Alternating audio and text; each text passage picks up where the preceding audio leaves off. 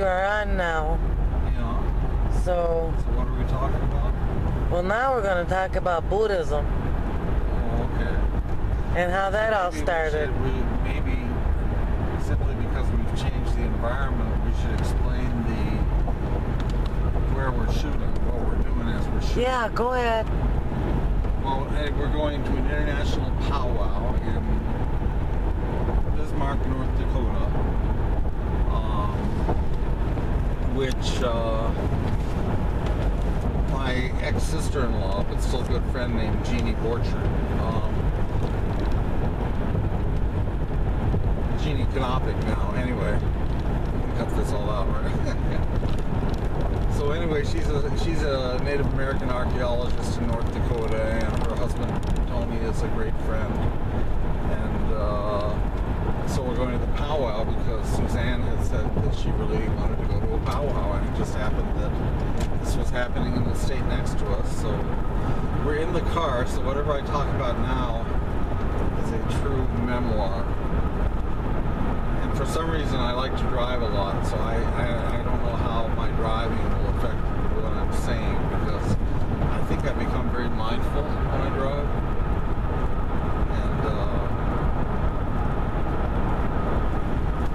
And it's just a pleasure for me, and it's really fun to be out with my honey. Me too. So where were we? We were when you had met,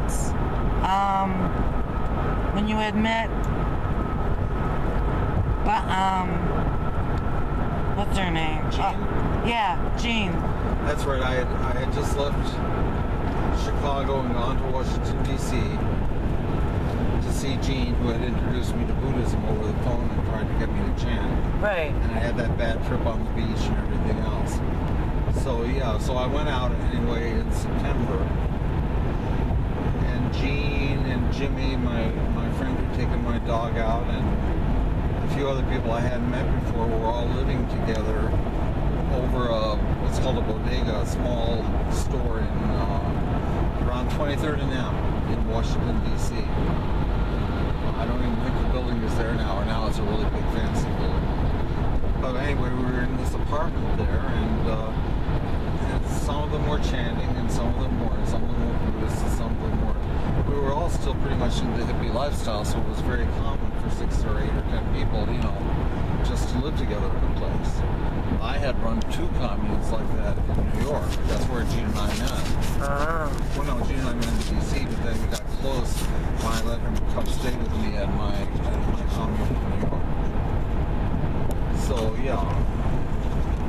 Anyway, I got to Washington, moved in with them, and she kept talking about the Buddhism, and I really did not enjoy the fanaticism that she had.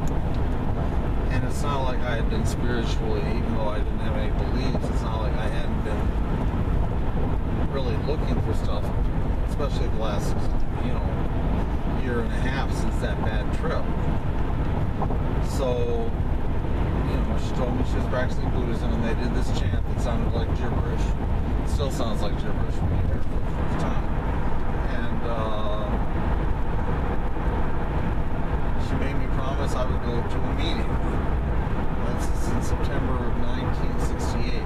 And at the meeting, she said would be this guy who she absolutely loved, and she was sure he could convince me about what Buddhism is about. And I figured, oh yeah, it's some guru type or something like that. So that week ended with me on a Friday night, September 6th. I just celebrated. It's a date I remember because that's how important it was to me. September 6th, 1968, I went on a Friday night to a meeting with a guy named Ted Osaki. And it really, the meeting changed my life, and Ted Osaki changed my life.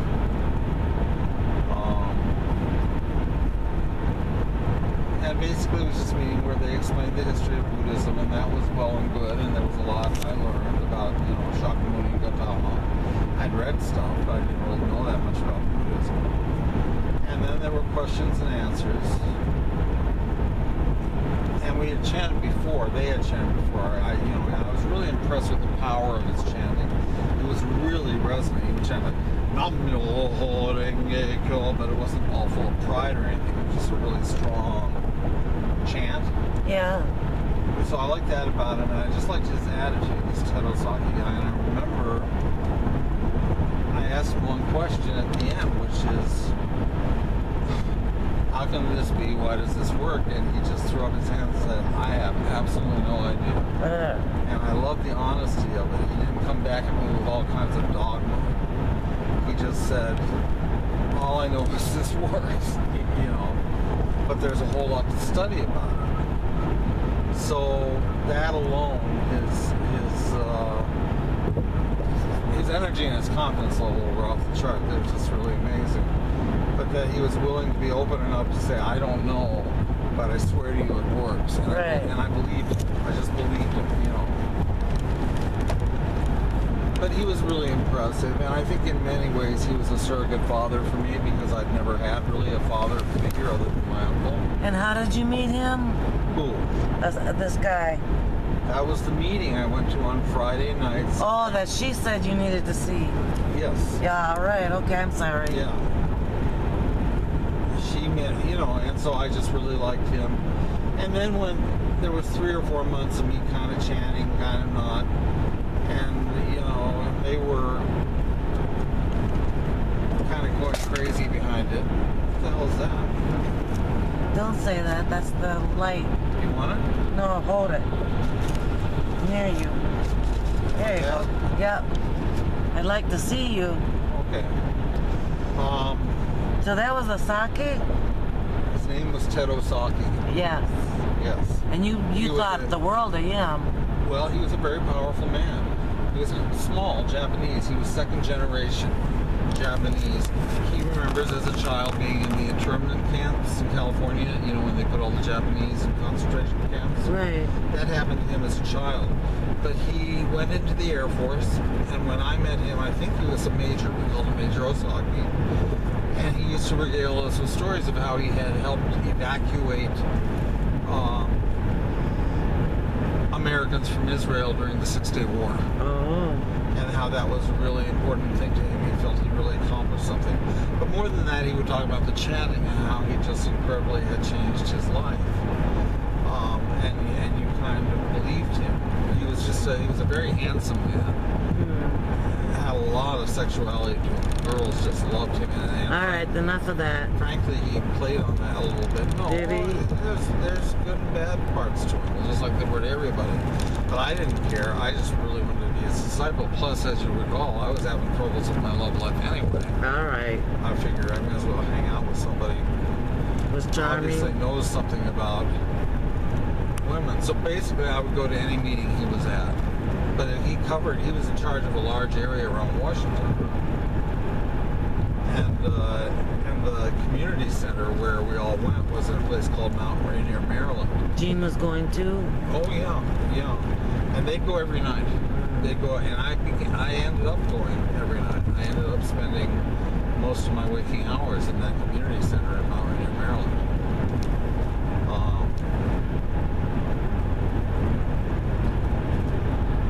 So that's how I met him. But then Then your understanding grew. for 2 years I allowed him to train me. And remember, this is a military guy. Right. So for 2 years I tried to live up to his expectations. Part of that is because I really admired him, and part of it was because I really wanted to have a father approve of me. Yeah. And that's how they get you. That wasn't a conscious thing on his part. I really don't think it was. But that's how a lot of people viewed him, including myself. So he was kind of like a father figure. And our relationship just grew over the years, to the point where 2 or 3 years later, most of my daily life was spent in thinking about how could I fulfill the expectations of Mr. Osaki. Oh. That was like my job. That was like what I really wanted to do. Because he had introduced me to the Buddhism, it really convinced me that it worked. And then also been willing to teach me lessons on how to make it work.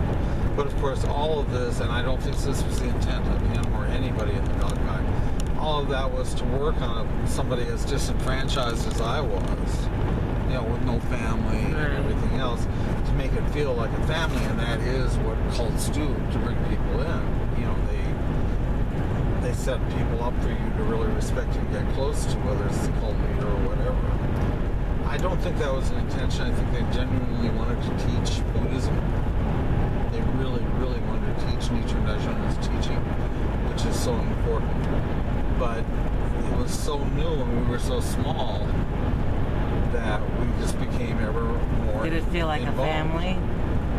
Oh, it definitely felt like a family. And, you know, and it was a family and organization. I mean, I was one of the first 6 American leaders in the Washington, D.C. area, where now there's thousands. You know, tens of thousands. Well, there were tens of thousands, more like thousands now. You know, and I was one of the first 6 or 8 male leaders, especially.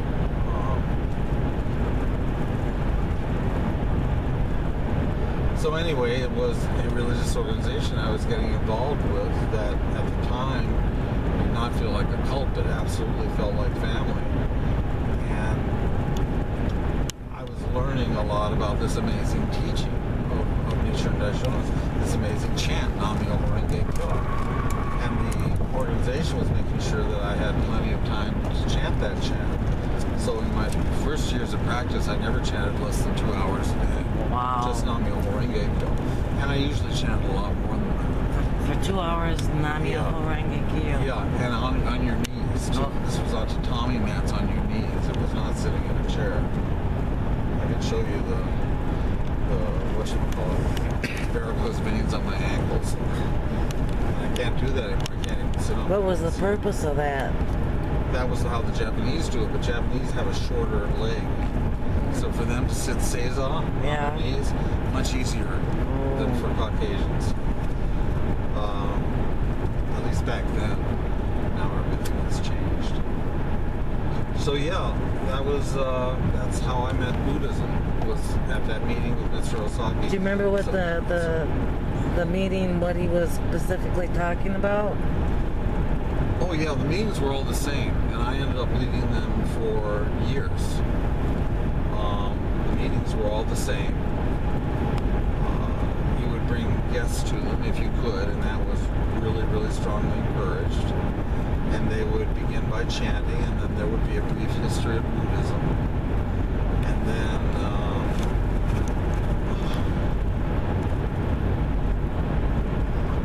trying to remember now. There would be experiences. That was the main thing. They were called taiken. So after this, your Buddhist people would get up and give experience, and it was like, this happened to me, and this happened to me, and some of them were really touching, and some of them were not. But the enthusiasm, you might have as well have been, anti-abortion rally. I mean, Oh, wow. You know what I mean? It was that kind of Intensity? passion and excitement. That wasn't a good example because that's too moralistic. It wasn't a negative thing. But when I think there was just a level of excitement in the experiences when people would give them. And you would be coached also on making it more exciting. Oh, wow. So there were the experiences, and then there were questions and answers. And then everybody who brought somebody would then try and pressure that person into joining and signing an application. Did you feel pressured? Oh, I felt very pressured by Gene. But I figured I'd give it a few months. Osaki really interested me. And I wanted to see if chanting worked. And it did. In really stupid, shallow, dumbass ways. There were 2 things I wanted. Remember, I was still a virgin. Yeah. Bag of weed. And I'll be damned if we were sitting there at 23rd a.m. and I'd started chanting. 2 or 3 days later, some guy comes to the door. I have no idea at this stage what it was, but somebody came to the door and said, I think they're after me. You have to hold this for me, and gave us a big bag of weed. And then about a week after that, I finally enticed some semi-drunk young lady into sleeping with me. And that was a horrible experience because I didn't know what I was doing and, everything else. But, I had to admit the 2 things I chanted for had come true, and so then I started chanting more. other things, and very quickly the nature of what I was chanting for, and the way that what I was chanting for would show up in my life, it became deeper. It just became more meaningful, both good and bad. I mean, How were you God living knows for those 2 years? What's that? How were you living for those 2 years? Well, one of the things Osaki said I had to do was I had to get a job. So my first job, well, I had a job in high school. I worked in Neff's Toy Heaven. That was the year of the Sonic Blaster in 1964, which was a toy made by Mattel that shot compressed air and basically would blow your eardrums out. Ouch. So Mattel had to recall it. Anyway, that's 1964. But I hadn't had a real job. That was just in high school when I was at my dad's.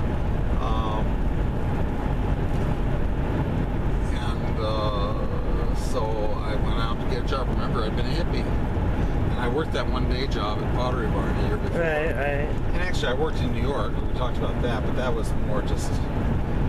That was really fun. Having a big office and doing all that stuff. But... Then too, that was kind of probably a connection of my mother's that got me that job originally. Anyway, I went out and I got and I didn't really know what Washington D.C. was about. There was a government, I mean, I knew it was the government, but I didn't know that all the jobs in town had to do with the government. So I got a job as, I thought, office assistant at the Dairy and Food Supply Credit Association. I think that was it. Which basically ran financial reports on dairies all across the country. But what they really wanted was a secretary. And I didn't know what it was, but I guess I was presenting well enough to get hired. I didn't last there for very long. But I did at least to get to know what I liked to do and what I didn't like to do. I think that was my job, and I was fired. But the Buddhist, Mr. Osaki and Mr. Hicks would say it's okay to get fired because you're losing your karma. You're moving through that karma. Better to get fired than to quit.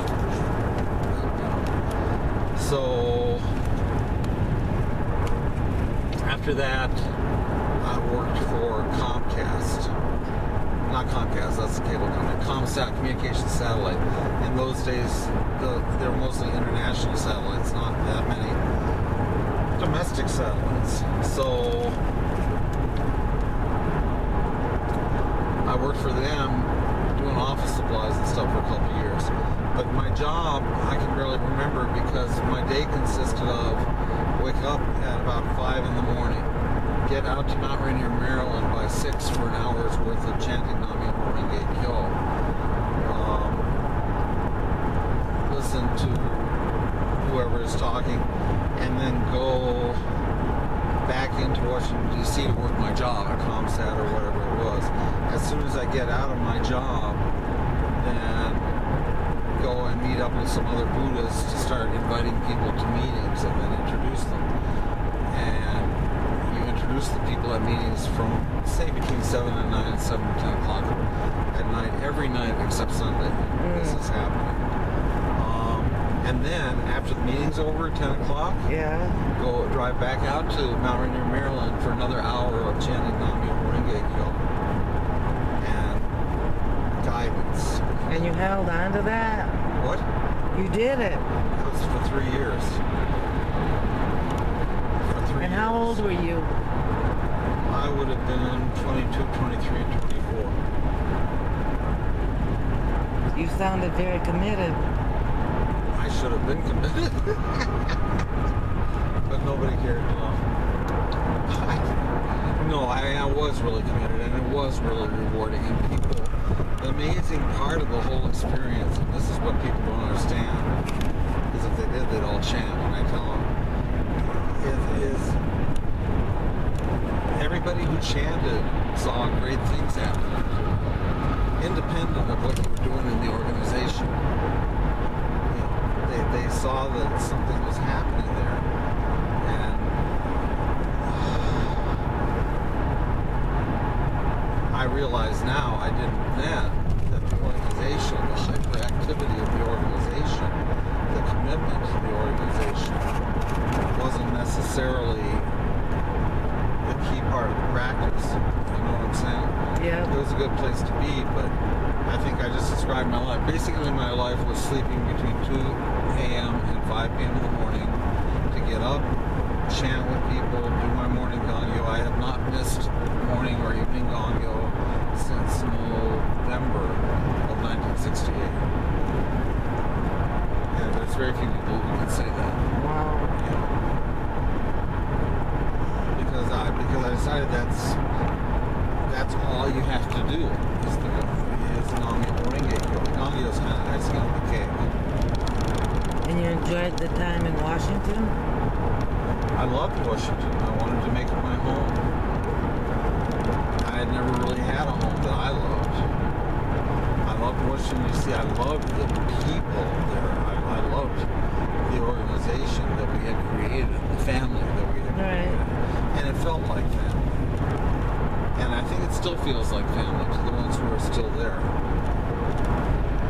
And I never, organizationally, I never came close to having that feeling of family again. It's very unusual for that age to do that much discipline stuff. Well, chanting helped. It gave us the energy. I mean, it really did. It gave energy. It gave you vitality. It gave you a sense of mission. Because you could see it working for you every single day. And then you'd see people you turned on to, whether they were in the organization or not. You'd see it working for them if they keep doing it. The problem is most people don't keep doing it. It's very alien. See, it's only about the chant. It's not about anything else. Then there's a whole philosophy backing it up. And what's the chant? The chant is Nam Myoho Renge Kyo. Can you say that louder? Nam Myoho Renge Kyo. And what does that mean? That's a long explanation. Yes. At some point, but I can explain that later. The history of Buddhism is important. It's really important to know the lineage where all this stuff comes from. But some Buddhist scholars even today don't consider Nichiren's Buddhism, this particular form of Buddhism, to be real Buddhism. So that's an uphill battle. So can we do a study on Nichiren on the next video?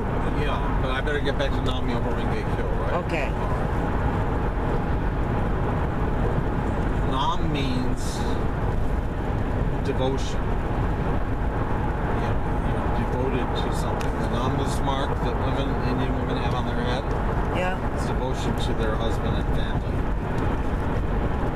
Nam is also a contraction for Namaste, which I have the hardest time memorizing this, and it's probably the most important thing to memorize.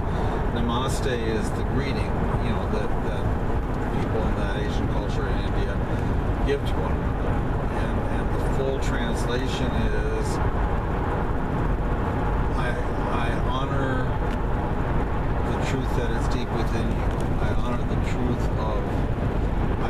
energy of truth, of life, and of beauty. And when I'm doing a very bad job. I'm going to get back to that. All right. We got to edit that. Can we go ahead and hang tight until the next video? Oh, you don't want to do it anymore? Yeah, let's cut it out, yeah. All right. Are you ready for a powwow? Cut off that last 10 seconds. Okay. Are you ready for a powwow? I'm going to read that sucker. I got it in my wallet. All right. I love I'm getting you. old. See you later, alligator. Oh, you shut that down, right?